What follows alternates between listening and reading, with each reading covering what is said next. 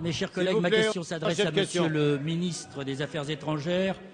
et concerne le comportement au parfum colonial de la société Areva au Niger. Un comportement d'autant plus choquant que l'État affirme sa volonté de transparence et de mobilisation des ressources extractives en Afrique. Nous nous apprêtons d'ailleurs à voter lundi et à débattre du projet de loi de Monsieur le ministre du Développement sur la réforme de notre politique de développement.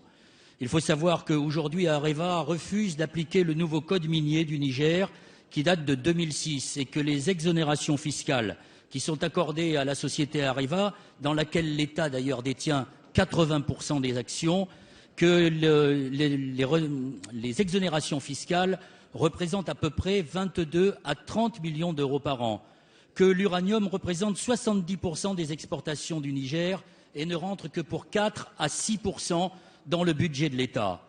Il faut aussi savoir, mes chers collègues, qu'une ampoule sur 3 en France fonctionne grâce à l'uranium du Niger et que 90% du peuple du Niger n'a toujours pas accès à l'électricité et qu'il est un des pays classés dans les derniers dans les indices de développement. Donc la question est de savoir, après que Monsieur le ministre des Affaires étrangères a délégué Monsieur François Bujon de l'Estan, ancien ambassadeur et ancien président de la COGEMA, l'ancêtre d'Areva, dans une délégation de médiation pour arriver à trouver un accord, sachant que Monsieur l'ambassadeur de France au Niger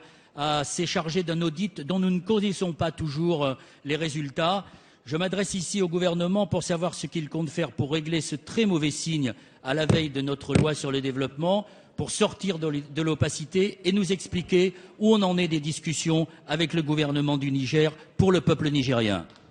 Merci Monsieur Mamère. La parole est à Monsieur Pascal Canfin, ministre chargé du Développement.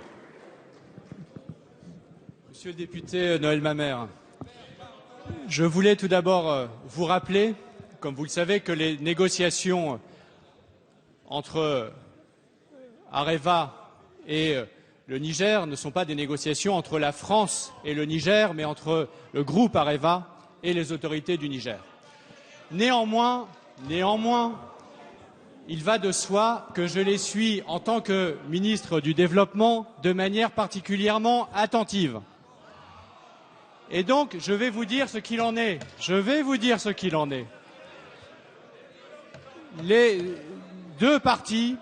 se sont mises d'accord pour produire pour la première fois, contrairement à toutes les pratiques qui ont pu être celles du passé, pour la première fois un audit indépendant.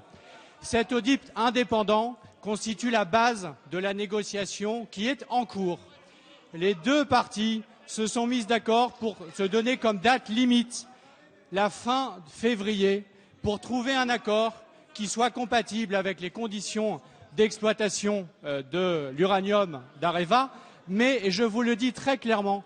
qui permettent au Niger, écoutez-moi, qui permettent au Niger d'augmenter les recettes fiscales auxquelles ils ont droit, car les demandes du Niger sont considérées par ce gouvernement et pas par le précédent gouvernement comme légitimes. Et donc, ce gouvernement souhaite que le nouvel équilibre qui sera trouvé soit compatible avec le développement du Niger, qui est conforme à notre intérêt.